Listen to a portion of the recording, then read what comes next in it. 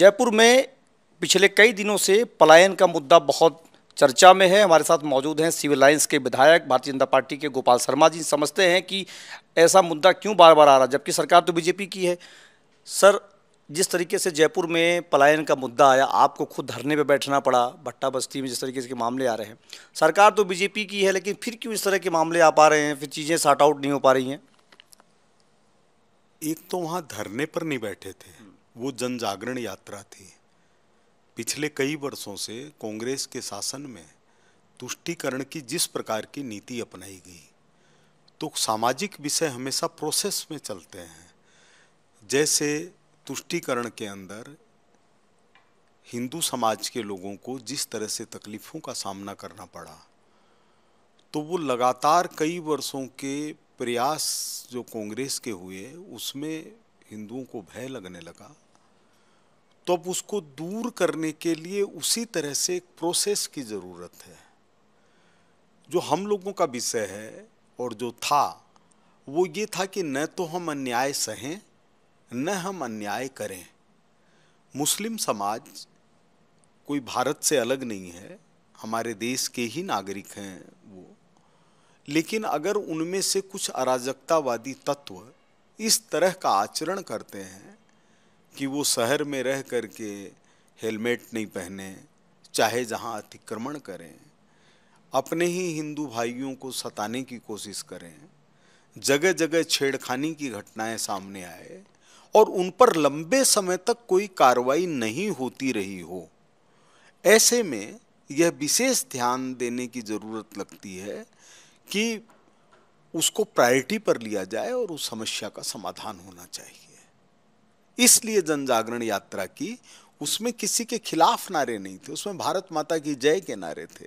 हाथ जोड़कर निकले थे कि हम भारत के लोग मिलजुल करके रहेंगे, तभी राष्ट्र के आगे बढ़ने का आनंद है। आपका मैंने वो पूरा वीडियो सुना, देखा, आपने उसकी बात बताई, लेकिन ये इस तरह के पोस्टर्स क्यों लगते हैं? कई बार कहा जाता है कि ये माहौल बनाया जा रहा है, कई बार कहा जाता है र्यूमर्स उड़ाने के लिए होता है, सच्चाई कुछ और होती है जब जांच होती है। ये इस तरह का माहौल जयपुर में क्यों हो रहा है, आपको क्या लगता है जी विधायक?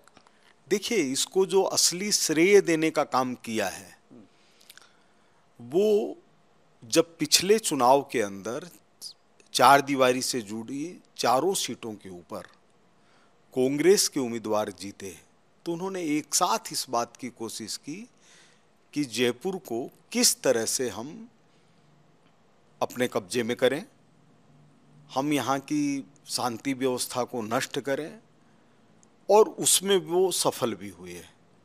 लेकिन कुछ हालात बदले चुनाव के बाद में, तो उनकी जो मानसिकता है उस पर चोट लग रही है।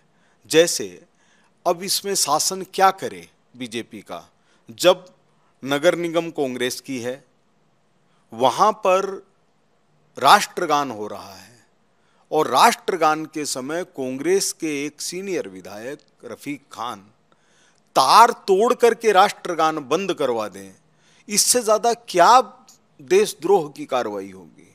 राष्ट्रगान को बंद करवाना कितनी बड़ी घटना है। और उसमें कौन लगा हुआ है? उसमें रफीक खान अपने हाथ से तार तोड़ रहे हैं और अमीन कागजी कह रहे हैं कि तोड़ दो। तो इस तरह की घटनाएं हैं, उसका विरोध है। जैसे चुनाव से पहले गंगा पोल के अंदर दो लोगों का झगड़ा हुआ, उस झगड़े के अंदर एक जने की मौत हो गई। किसकी मौत हुई? जो व्यक्ति वहां पर हमला करने के लिए आया हुआ था।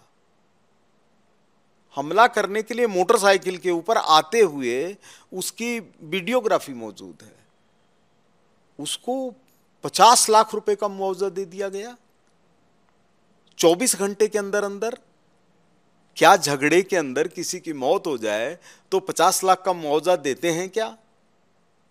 कन्हैया लाल साहू, जिसकी जिस तरह से गर्दन काट के हत्या की गई, सारे देश के अंदर आतंकवादी घटना के रूप में उसकी निंदा हुई, उसको तो 24 घंटे के अंदर मुआवजा नहीं दिया, उसको 48 घंटे में भी मुआवजा नहीं दिया, उसको 72 घंटे में भी मुआवजा नहीं दिया। उसको तब मुआवजा दिया जब सारे देश के अंदर जगह जगह प्रदर्शन होने लग गए, तब दिया। तो यह जो तुष्टीकरण की नीति है, जिसमें पिछली बार जगह जगह दंगे हुए कांग्रेस के शासन के अंदर, और कांग्रेस ने उनको बचाने का काम किया। जिस पुलिसकर्मी ने साहस का प्रदर्शन करके, देशभक्ति का प्रदर्शन करके 2 बच्चियों को और उनकी माताओं को जलती आग से निकालने का काम किया, उसकी तरफ तो ध्यान नहीं गया। ध्यान कहां गया कि कैसे जोधपुर के अंदर कोई भी अल्पसंख्यक अगर अपराधी है तो उसको सजा नहीं होनी चाहिए। हम ये मानते ही नहीं है कि अल्पसंख्यक होने का मतलब या मुस्लिम होने का मतलब अपराधी होना है, क्योंकि हमने देश में एपीजे अब्दुल कलाम के नेतृत्व को देखा है, हमने अशफाक उल्लाह खान जैसे क्रांतिकारी को देखा है, हमने अब्दुल हमीद जैसे वीर को देखा है जिसने पाकिस्तान के पैटर्न टैंकों को उड़ाने का काम किया।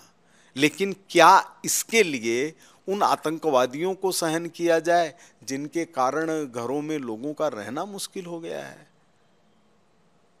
इस जन जागरण को चाहते हैं। और हमारी अपनी सरकार जो एक सक्षम सरकार है, नरेंद्र मोदी जी की सरकार का तो सारी दुनिया लोहा मानती है। अपने राजस्थान की सरकार है, बहुत बेहतरीन ढंग से चल रही है। लेकिन किसी के माथे में दर्द हो जाए, इसका अर्थ ये नहीं किया कि वो डॉक्टर को दिखाए या बात करे। ये दिखाना कदे आपका ही तो वो है, और आपने कैसे, आपका ही शरीर, आप उसकी प्रॉब्लम कैसे बता सकते हैं? क्यों नहीं बता सकते? तो अब आ जाते हैं इसी सवाल से जुड़ा हुआ, कहा जा रहा है कि नगर निगम दोनों एक होने वाला है। इस पे कोई समीक्षा हो रही है क्या, जिस तरह जिलों की समीक्षा की जा रही है? देखिए, नगर निगम एक होना ही चाहिए। इसलिए होना चाहिए क्योंकि जयपुर से बड़ी आबादी के नगर निगम एक हैं। दिल्ली का नगर निगम एक किया गया है, और जब पूरे राजस्थान के लिए एक विधानसभा, पूरे देश के लिए एक लोकसभा, तो एक शहर के लिए एक निगम होने में क्या दिक्कत है? आप मांग कर रहे हैं, आप तो सिविल लाइंस के विधायक हैं, आपके क्षेत्र का ही वो विधानसभा क्षेत्र है, आपका नगर निगम वो है जहाँ पर आप राष्ट्रगान वाला विवाद हुआ जिसमें 2 विधायक कांग्रेस के हैं, आप भाजपा के हैं, तो आप मांग कर रहे हैं क्या इसके लिए एक किया जाए? इसको मांग की जगह ये कहना चाहिए कि व्यक्तिगत रूप से मेरा ये सोचना है कि जैसे दिल्ली में नगर निगम को एक किया गया, उसी तरह से जयपुर में नगर निगम को एक करना चाहिए।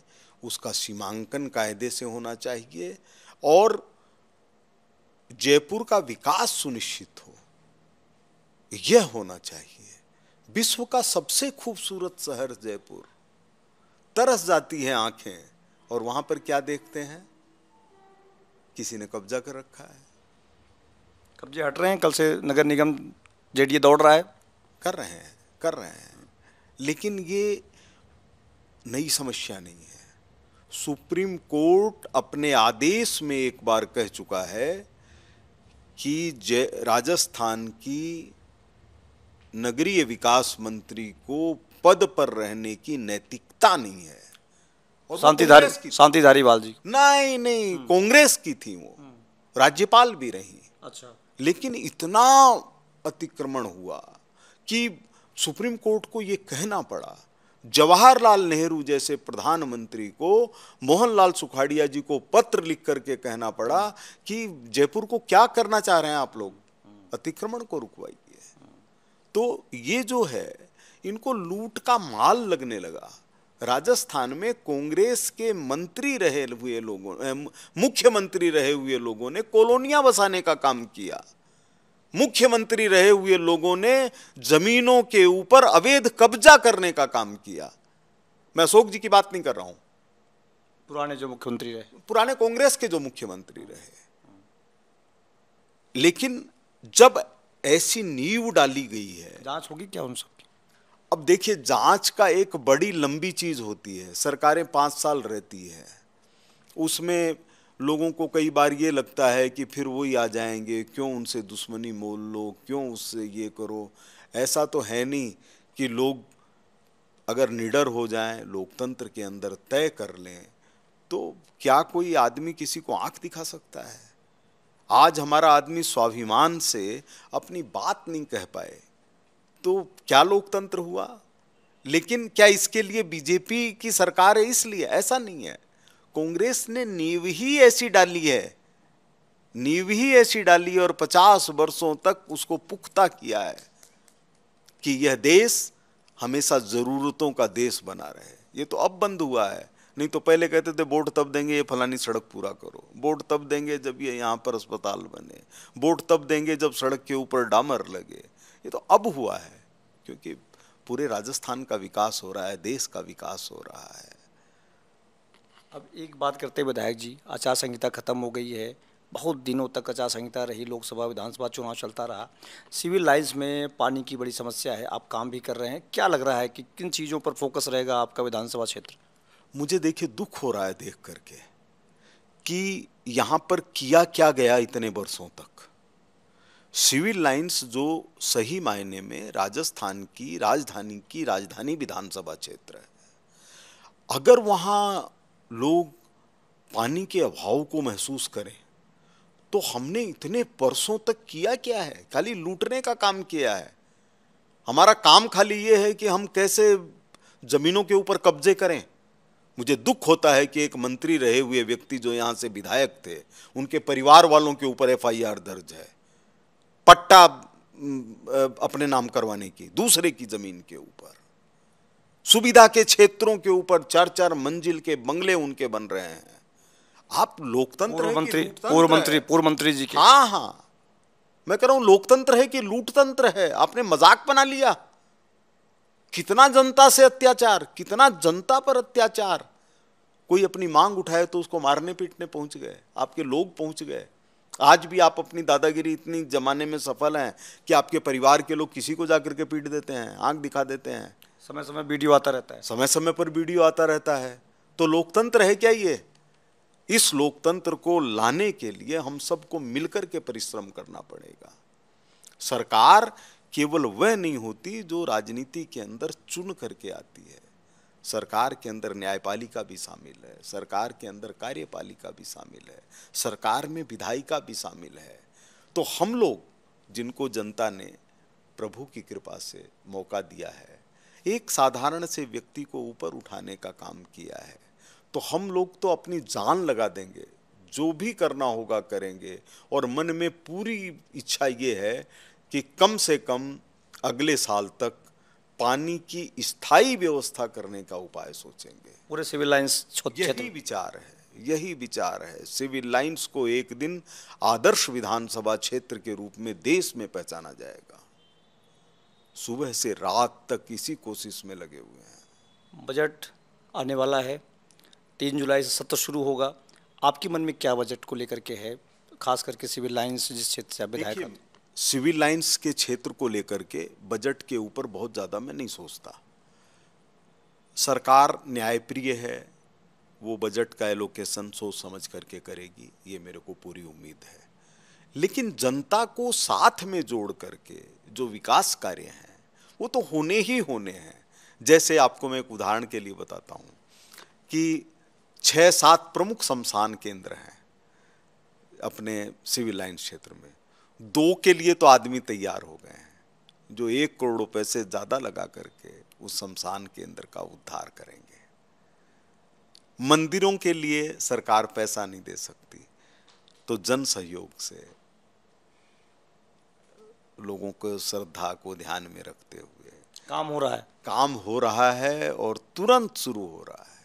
क्या बड़ी बदलाव क्या देख रहे हैं? एक मैं आपको बता रहा हूं कि एक हमने किया इस बार पानी की कमी के अंदर कि एक टीम काम कर रही है। किसी के पास पानी की कमी है, उसका अगर मोटर वगैरह ठीक होनी है वो तो नगर निगम करेगी, ट्यूबवेल जहां बनना है वहां ट्यूबवेल बनाने की कोशिश हो रही है। लेकिन कहीं से ये फोन आ जाए कि हमको तो पानी का टैंकर चाहिए, तो इसके लिए निगम दे सके तो निगम दे, और नहीं दे सके तो जनता की तरफ से हम लोग पहुंचाने का काम करते हैं। आप भिजवा रहे हैं क्या? आधे घंटे में, टैंकर वालों, टैंकर जरूरत पड़ी तो सिविल लाइंस फोन आया, आधे घंटे के अंदर जाता है, आधे घंटे में जाता है। लोगों को यही नहीं होता कि अभी तो बात हो रही थी और ये तो पहुंच गया। हम लोग के खड़े रहते रहते free of cost, free of cost. और फ्री ऑफ कॉस्ट की भी आपको स्थिति बताऊं कि जो अपनी टीम है, जिसको पेयजल के लिए बनाया है गर्मी में, वो इतनी सक्रिय है कि किसी चीज़ का भरोसा करते ही नहीं है। कल एक गरीब महिला मिली, उसने कहा कि मेरे को इस मौसम के अंदर 2 बार टैंकर डलवाने पड़े और मेरे तो 1000 रुपये लग गए और मेरी तो इनकम ही नहीं इतनी। मैंने कहा बहन जी आपके लिए 1000 रुपये की व्यवस्था करवाऊंगा, आप तो आ जाइएगा। तो जहाँ तक हो सके वहाँ तक लोगों की समस्या का समाधान कर रहे हैं, लेकिन समस्या बड़ी है। प्यास इतनी बड़ी चीज़ है।